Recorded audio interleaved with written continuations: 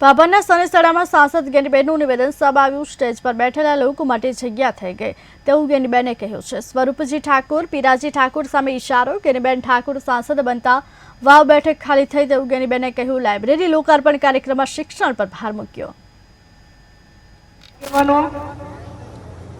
શિક્ષણ સમિતિ સાથે સંકળાયેલા સૌ કમિટીના સભ્યો સનેસરા ગામમાં લાઇબ્રેરીનું એક સારી રીતે સંચાલન કરી રહ્યા છે એવા ગામના તમામ યુવાનો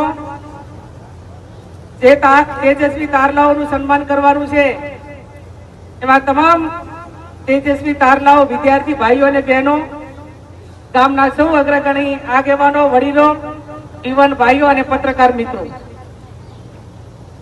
આપ સૌની વચ્ચે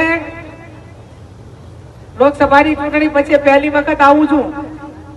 ચૂંટણીમાં આવવાનું કે ના આવવાનું, પણ તમે ખૂબ લાગણી રાખીને દિલ્હી મૂકી અને આ સ્ટેજ વાળા માટે જગ્યા ખાલી કરી આપી એ બદલ તમારો બધાનો ખૂબ ખૂબ આભાર માનું છું। હવે